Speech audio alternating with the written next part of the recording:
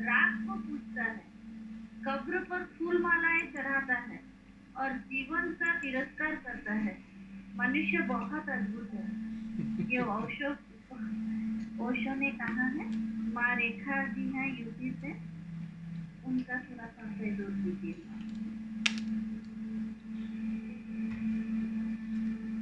बिल्कुल ठीक कहा है, बिल्कुल सही कहा है। मुर्दों को पूजना बहुत आसान है।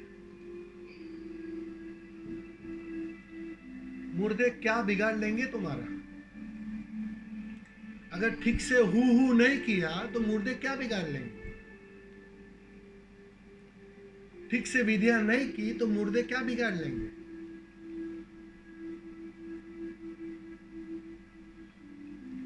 मुर्दों को पूजना बहुत आसान है। मन मुर्दों को पूजना चाहता है और जीवन से भागना चाहता है,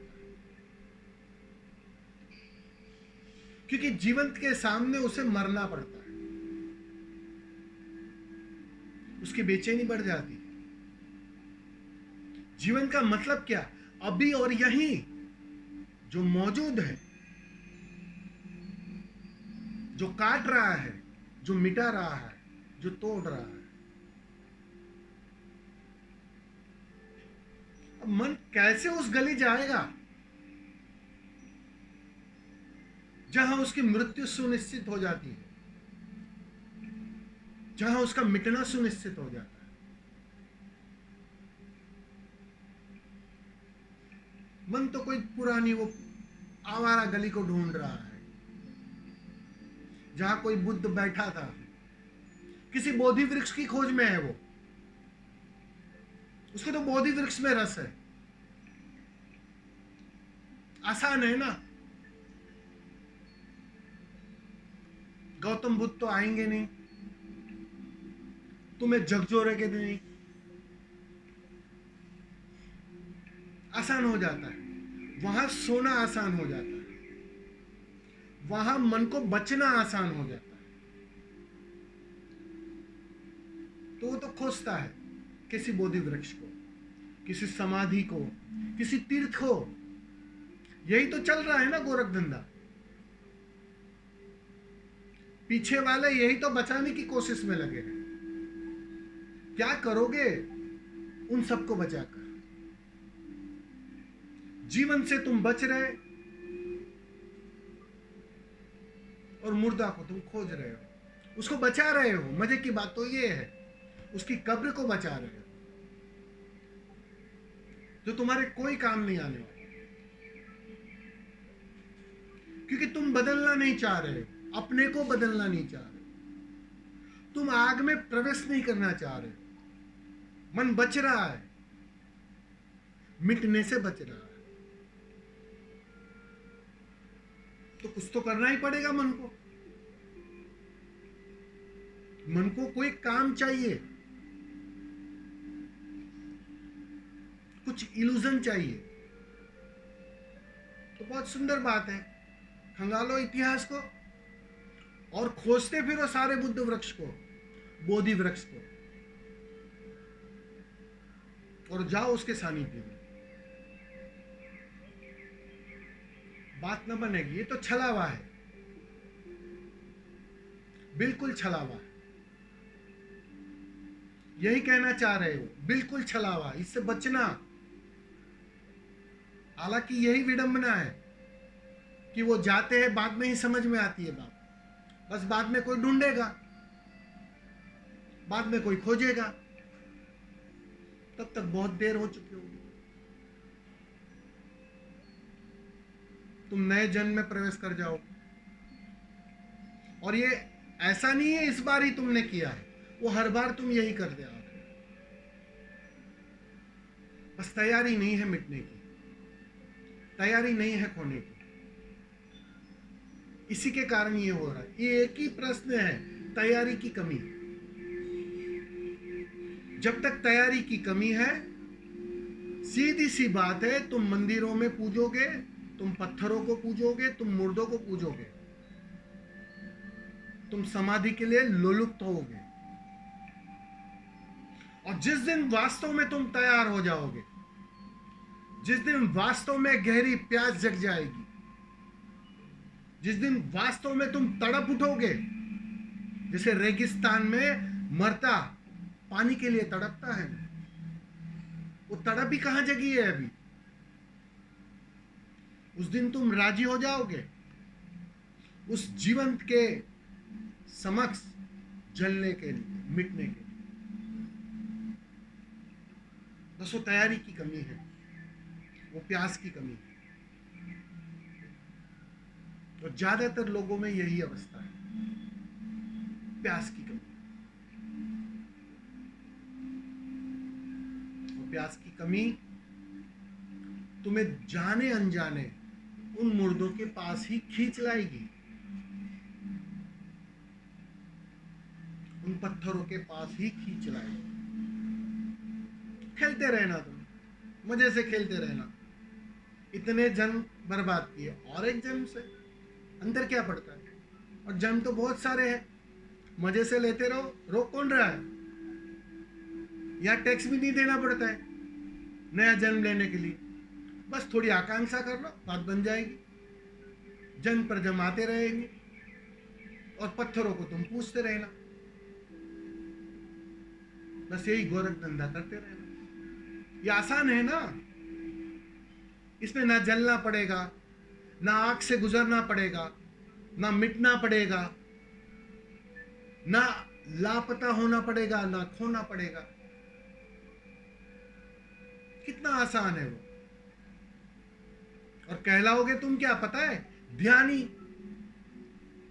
कहलाओगे तुम क्या? ज्ञानी। ये सारे ध्यानी, सारे ज्ञानी, सारा उपद्रव है, मन का ही उपद्रव है। बस इतना ही समझना है। बस तैयारी कर लो ठीक से मिटने की, तभी तुम टिक पाओगे, तभी तुम उस आग के सामने रुक पाओगे, ठहर पाओगे, जो प्रतिपल तुम्हें जला रही है, प्रतिपल तुम्हें मिटा रही है।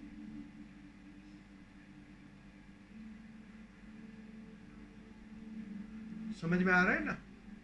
बिल्कुल सही कहा है उन्होंने। बहुत आसान है, बहुत मजे की बात है। लोग ओशो को बचाने निकले। अब ये तो आश्चर्य लगता है मुझे, ओशो हमें बचा ले, ये बात समझ में भी आती है। अब समाधि के माध्यम से लोग ओशो को बचाने निकले, ओशो के साहित्य को बचाने निकले, ओशो की विधियों को बचाने निकले, ओशो के आश्रम को बचाने निकले। तुम मिट जाओ, तुम खो जाओ, ओशो बच जाएंगे। ये भी खेल है मन का। वो मिटने से डर के कारण हो रहा है ये सब। वो मिटना नहीं चाह रहे, वो अपने को खोना नहीं चाह रहे, वो तैयारी नहीं है अभी ठीक से आग में छलांग लगाने की।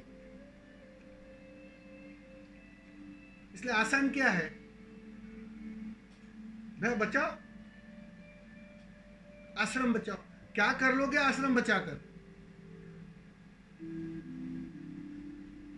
समाधि बचाओ, इतिहास को बचाओ। क्या कर लोगे बचाओ?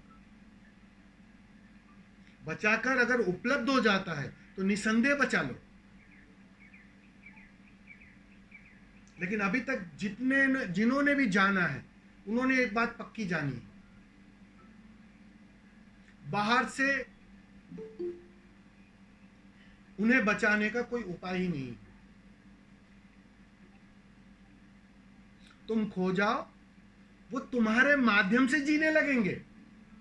उसे और एक बड़ा स्पेस मिल गया, और एक बांसुरी मिल गई जहां से उसके सुर छेड़ने लगेंगे। वो गाने लगेगा, तुम्हारे माध्यम से गाने लगेगा। वो स्पेस दो उसे।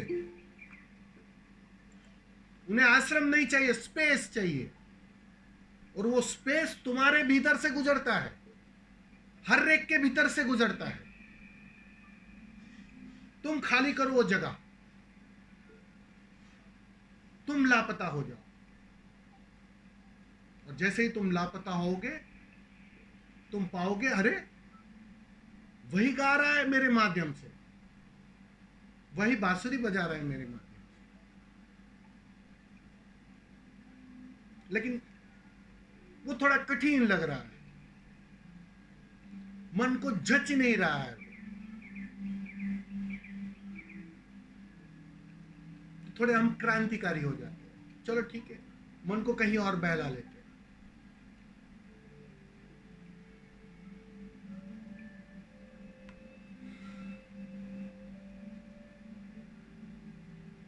जलती आग है, जीवित मतलब जलती आग, और निसंदेह उसके करीब बैठना तुम्हें बदलना ही पड़ता है, तुम्हें मिटना ही पड़ता है। अब तुम विवश हो जाते हो, अब मन की नहीं चलेगी तुम्हारे, लेकिन वो तैयारी की कमी है, वो प्यास की कमी है। तो जब तक वो प्यास की कमी है तो ये सब तो चलते ही रहने वाला है, निश्चित ही चलेगा। वो जाएंगे, विदा होंगे, फिर तुम उसकी मूर्ति गढ़ोगे, फिर तुम उसको पूजोगे, फिर तुम उसकी रक्षा करोगे, उसके लिए लड़ोगे, मरोगे, मिटेगे, लेकिन कोई फायदा नहीं।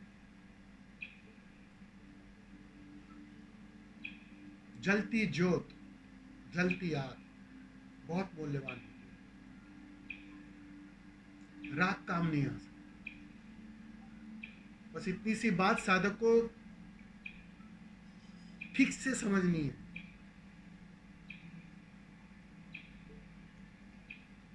उस प्यास की कमी को ठीक से दूर करना है, तभी वो बात पूरी होगी। भगवान प्रणाम।